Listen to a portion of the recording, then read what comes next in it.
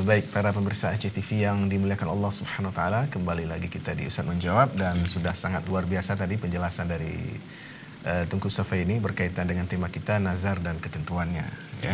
Sangat luar biasa dan mungkin ada hal yang masih terputus tadi. Ya, baik. Mungkin bisa dilanjutkan.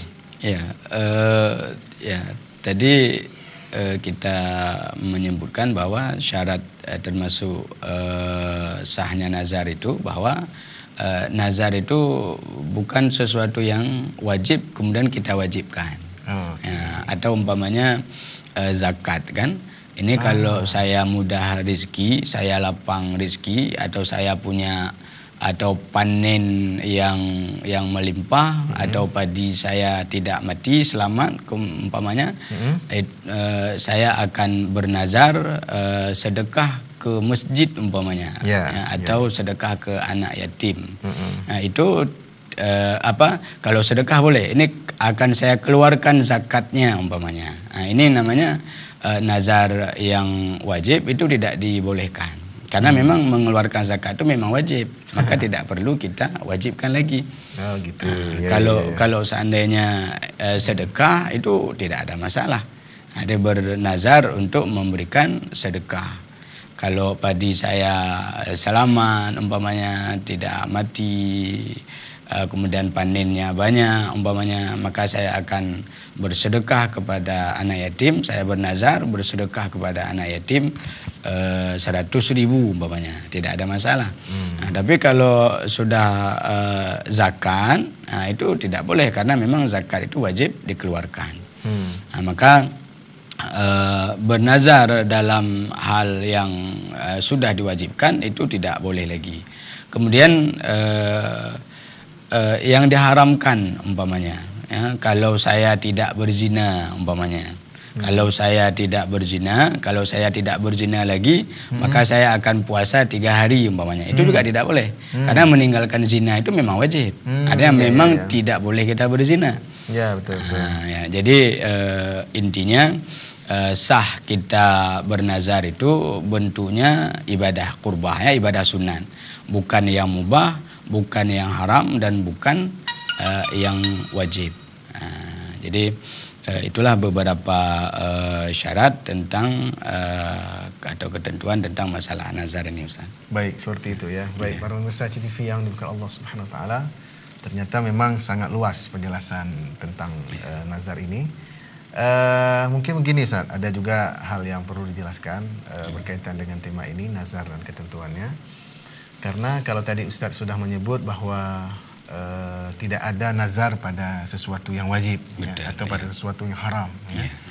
Nah, seandainya ada orang yang bernazar juga itu, memang tidak ada. Nah, ada juga orang yang bernazar untuk kalau tadi contohnya, kalau seandainya saya lulus ujian, saya akan mengerjakan sholat 5 waktu. Kalau selama ini cuma maghrib aja misalnya. Maghrib aja. Nah, itu wajib nggak dia bayar kafarah nazarnya itu? Karena dia bernazar pada sesuatu yang tidak seharusnya. Iya. Memang ada pendapat ulama, ya, kalau dia bernazar yang model-model seperti itu, ya, maka dia wajib membayar kifarat nazar. Ya. Kifarat nazar itu sama dengan kifarat sumpah. Karena Rasulullah mengatakan kifarat nazar adalah kifarat sumpah. Ya, atau ada orang bernazar sesuatu yang tidak mungkin dia lakukan.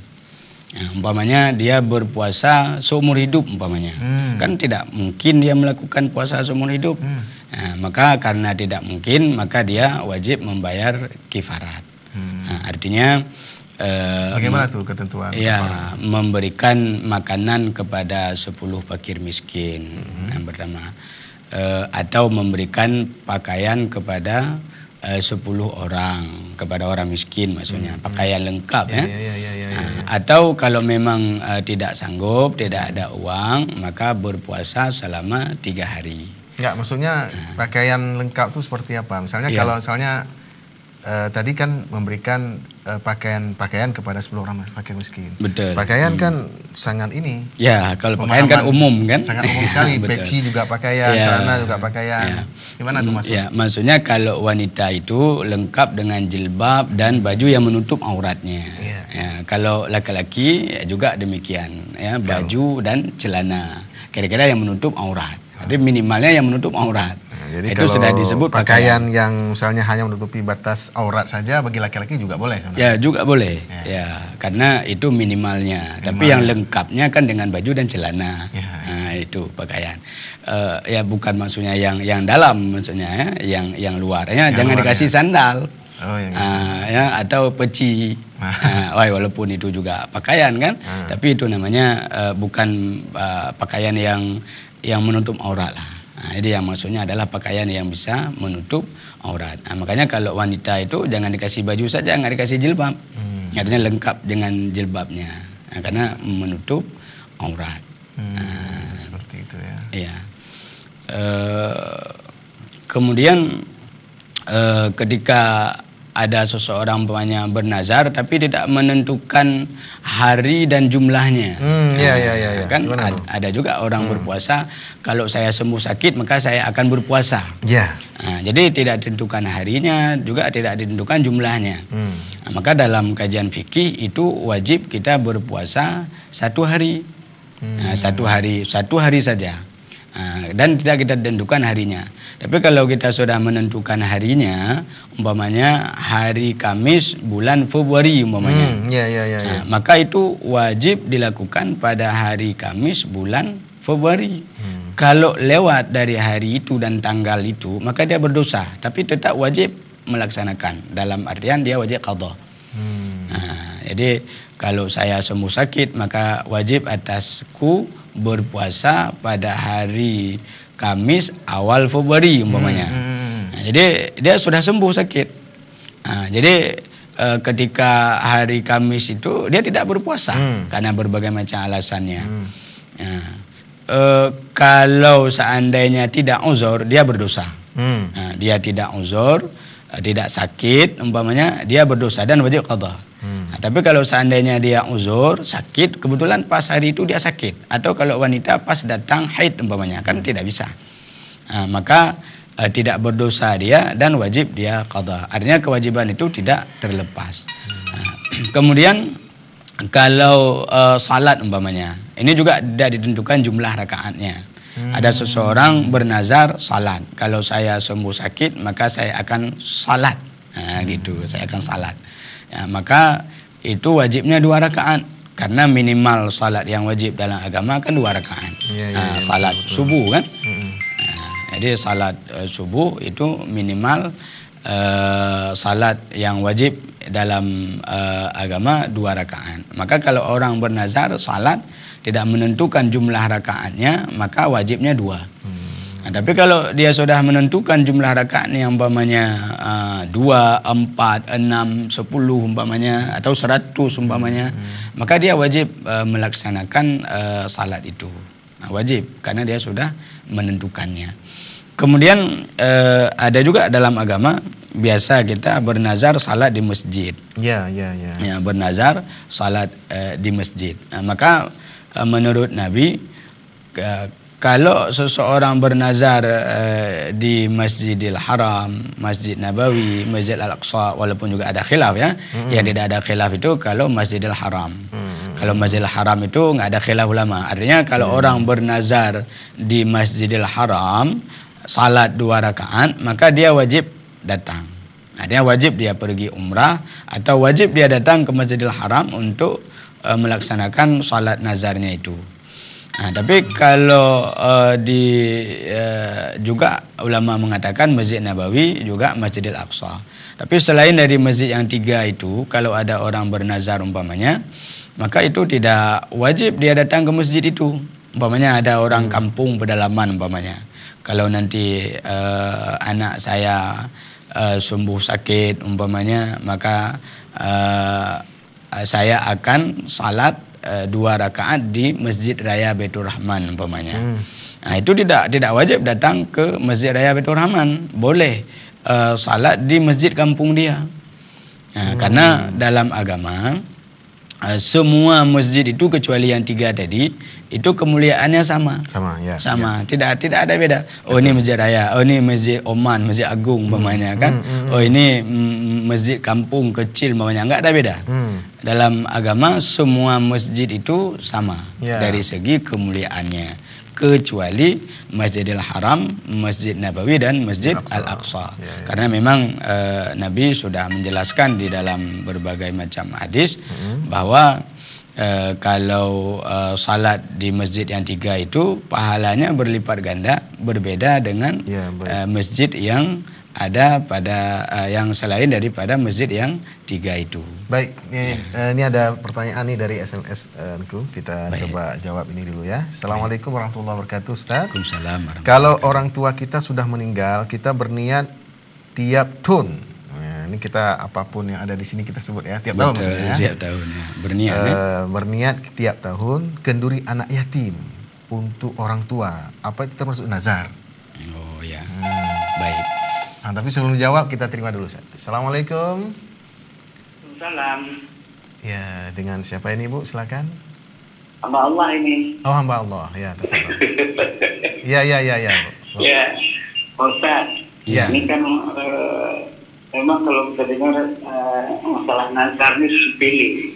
Iya. Ya, sepele. Kadang-kadang ya saya sendiri menganggapnya sepele. Kan begitu. Iya. Namun nazar ini kan hukumnya sunat. Ya. Nah, tapi kita harus mengerjakan yang kita. Waduh, terputus nih, Ustaz. Iya. Wah, nanti hamba Allah ya di Banda Aceh coba dihubungin kembali, dicoba kembali, mungkin nanti bisa tersambung kembali nih, Ustaz. Ya, baik, kita jawab yang dari SMS tadi dulu, Ustaz. Ya, berkaitan dengan orang tua dia yang meninggal, kemudian anaknya niat untuk melakukan kenduri anak yatim setiap tahunnya untuk orang tua. Itu seperti apa? Ya, baik. Yang pertama, syarat untuk sah nazar itu kan ada syigat, ada lafal. Ada lafaznya. Ada lafal. Kemudian juga ulama juga ada mensyaratkan bahwa ada lafal yang dalam lafal itu menunjukkan kita mewajibkan diri. Ya, dia artinya kalau saya sembuh sakit, maka maka wajib atasku berpuasa 3 hari umpamanya. Atau boleh juga kita sebut nazar, tapi dalam hati kita wajib. Kalau saya sembuh sakit, maka saya bernazar puasa 3 hari. Atau kalau yang dalam pertanyaan tadi, ya, kalau pertanyaan tadi itu kan sebatas niat, sebatas niat kan. Nah, jadi beliau ini seorang anak ya berniat setiap tahun kenduri kepada kenduri anak yatim yang pahalanya untuk kedua orang tuanya. Nah, jadi kalau sebatas niat itu tidak disebut nazar, tidak disebut nazar. Baru disebut nazar kalau dilafalkan. Jadi ketika sudah dilafalkan itu sudah wajib. Tapi kalau hanya sebatas niat dalam hati, ini pokoknya saya setiap tahun saya akan melakukan kenduri kepada anak yatim. Nah, jadi kalau sebatas niat itu tidak ada masalah. Tidak wajib itu naikkan. Tidak wajib. Seperti itu. Jadi dilafalkan itu penting ya, karena yang pertama kalau seandainya kita meninggal, ada orang atau ada anak kita yang baik, yang tentu kita coba interaktif lagi. Assalamualaikum. Waalaikumsalam. Iya, dengan hamba Allah. Yang tadi putus. Iya, boleh. Silakan, tafadhol. Jadi saya barusan mendengar bahwasanya kalau kita lafazkan itu lafazkan untuk bernazar dan kita kerjakan itu dua-duanya wajib. Begitu. Atau kita lafazkan itu sunnah dan kita mengerjakannya itu wajib.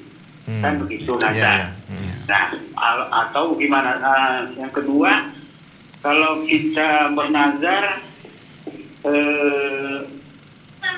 kita tidak mengerjakannya atau kita melanggarnya lah. Ya. Apakah kita harus membayar kafarah Kan begitu Pak Ustaz. Betul. Apakah kita harus membayar kafarah? Dan nazar yang Pak Ustaz katakan tadi, kalau kita sehat, saya mengerjakan sholat, enggak berhenti lagi. Nah, itu apakah seperti yang Pak Ustaz katakan itu haram?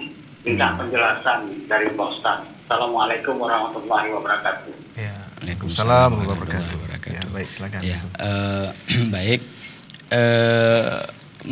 Melafalkan nazar itu memang syarat. Jadi bukan dalam artian sunnah ya, tapi memang wajib. Artinya memang syarat. Memang syarat. Jadi syarat ya. Syarat sah nazar itu mesti dilafalkan. Tidak sah nazar kalau hanya diniatkan. Artinya tidak terangkat nazar kalau sebatas diniatkan, tapi mesti diucapkan. Itu syarat ya. Ya, kemudian ya, ketika seseorang sudah bernazar, maka dia sudah wajib menunaikan nazarnya. Kalau dia tidak menunaikan nazarnya, berarti dia berdosa. Nah, kalau dia bernazar sesuatu yang wajib, ya seperti yang tadi kita sampaikan, bahwa dia wajib membayar kifarat dengan sebab nazar dia itu. Nah, jadi kenapa dia bernazar yang seperti itu? Ya, artinya ya mungkin karena semangat orang ini ingin sembuh dan mungkin dia ingin berubah menjadi baik setelah dia sembuh mungkin. Kemudian ketidaktahuan dia tentang hukum nazar ini. Jadi makanya penting kita ketahui tentang masalah nazar ini. Kemudian yang wajib menunaikan nazar ini adalah orang yang melafalkan itu sendiri, bukan orang lain. Orang yang mengucapkan. Orang yang mengucapkan itu. Karena ada juga orang kalau anak saya sembuh sakit, maka dia melakukan salat 2 rakaat umpamanya. Ada itu model seperti itu. Jadi begitu sembuh disuruh sama anaknya, "Nak, ayah mama ada bernazar. Kalau kamu sembuh, kamu salat 2 rakaat." Kan dia melafalkannya mamanya, tapi yang disuruh anaknya. Ini kan aneh kan? Ini juga sering terjadi di masyarakat. Makanya siapa yang menunaikan nazar itu yang melakukannya, yang mengucapkannya. Jadi tidak boleh kita suruh kepada anak kita yang nggak tahu apa-apa, kemudian tiba-tiba kita suruh dia menunaikan nazar yang kitanya yang mengucapkan lafaz nazar itu. Jadi tidak wajib bagi anak itu karena bukan dia yang menazarkan. Kalau misalnya orang tuanya meninggal yang sudah bernazar ketika hidup, itu anaknya wajib nggak menunaikan nazar orang tua? Iya. Ada hadis seorang wanita datang kepada Rasulullah bernazar ketika sakit. Seorang wanita itu bernazar. Kemudian 1 bulan bahkan beliau bernazar ini, kalau saya sembuh sakit maka saya akan berpuasa 1 bulan. Tapi kemudian setelah sembuh tidak sempat wanita ini menunaikan nazarnya, kemudian wafat. Kemudian datang wanita ini kepada Rasulullah SAW.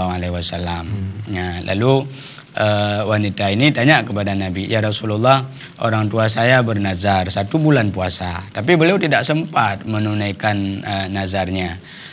Apakah boleh saya menunaikan nazarnya?" Maka Rasulullah mengatakan, "Boleh," kata Nabi. Tapi mengenai kewajibannya tentu tidak wajib dilakukan oleh anak kalau dalam ibadah badaniyah. Tapi kalau masalah maliyah, itu kan ada harta yang ditinggalkan. Umpamanya ada seorang ayah atau ada seorang ibu bernazar bersedekah ke masjid 1 juta, nazar sedekah ke masjid 1 juta umpamanya. Atau nazar kepada anak yatim 1 juta umpamanya. Tapi kemudian beliau tidak memberikan sampai meninggal. Jadi wajib si anak ini mengambil harta yang ditinggalkan oleh orang tuanya ini diberikan kepada anak yatim itu. Baik, ini ada pertanyaan lagi Ustaz dari SMS. Tadi mungkin yang belum terjawab kifaratnya. Apa saja jenis kifaratnya, mungkin diulang kembali. Baik. Assalamualaikum Ustaz, sebenarnya ini yang tadi Ustaz kita belum bertanya pertanyaan kedua. Assalamualaikum Ustaz, sebenarnya kita mau melakukan nazar. ya. Tapi kadang sudah lupa Ustadz karena sudah lama. Bagaimana Ustadz? Ya, ya. Makanya nazar itu kalau tidak ditentukan waktunya, itu sunat disegerakan supaya jangan lupa. Nah, dalam agama kalau kita tidak menentukan kapan harinya, tanggalnya, nah, itu kalau sembuh atau kalau sudah tercapai hajat kita itu disegerakan. Tujuan dalam agama supaya jangan lupa. Nah, kalau memang tidak ingat lagi, kan dalam agama ya tidak ingat lagi apa puasa, apa nazar saya umpamanya. Atau ada orang umpamanya bernazar tapi nggak ingat lagi nazar apa yang dia lakukan. Nah, sehingga kalau tidak ingat kan tidak tahu apa yang hendak dilakukan. Berarti tidak ada hukum pada saat itu, cuma dia berdosa. Nah, dalam artian kalau seandainya dia meninggal, ya kalau seandainya dia meninggal, ya maka dia akan bermasalah nanti di hari akhirat. Jadi kalau dia misalnya dia pilih kifarat aja gimana? Ya boleh. Untuk kehati-hatian dia boleh dia membayar kifarah. Artinya supaya bisa tertebus, tidak sampai bermasalah lagi nanti di hari akhirat. Ya. Dah diingat apa ya? Pokoknya saya ada bernazar, tapi nggak tahu lagi nazarnya. Jenis-jenis nazarnya, jenis kifaratnya mungkin bisa disampaikan. Ya, baik. Ya. Membayar kifarat nazar itu sama seperti kifarat sumpah dalam ayat ada disebutkan, ya kita artikan, kita bahasakan dengan bahasa kita saja bahwa ya wajib kita memberikan makanan kepada 10 fakir miskin. Nah, ini pilihan ya, takhayur ya, ada takhir, artinya boleh kita pilih. Kemudian atau kalau bukan 10 makanan kita berikan kepada 10 orang miskin, boleh kita memberikan pakaian kepada 10 orang. Ya, kalau ya dasarnya kan budak, tapi kan sekarang kan nggak ada lagi perbudakan. Yang pertama kan memerdekakan budak. Yang pertama memberi makanan. Memberi makanan kepada 10 fakir atau miskin, atau memberikan pakaian kepada 10 orang. Kalau seandainya tidak sanggup baru puasa 3 bulannya nggak ada duit. Orangnya sangat miskin umpamanya. Jangankan diberikan kepada orang, untuk sendiri jangan. Puasa berapa? 3 hari. 3 hari. Jadi puasa 3 hari. Kalau misalnya langsung puasa 3 hari, ini kan kalau di urutan ayat ini disebut bagi orang yang melanggar sumpahnya, melanggar nazar atau sumpahnya, maka harus membayar kafarah, yang itu kafarahnya adalah memberi makanan 10 orang miskin atau 10 memberikan pakaian kepada 10 orang miskin. Kemudian yang terakhir adalah memberikan budak. Kalau memang tidak ada, berpuasa 3 hari, kan gitu. Nah, kalau misalnya milih langsung 3 hari puasa, gimana? Tidak memberikan makanan kepada fakir miskin dan seterusnya. Tapi sebelum dijawab, kita ikut dulu pesan-pesan berikut ini.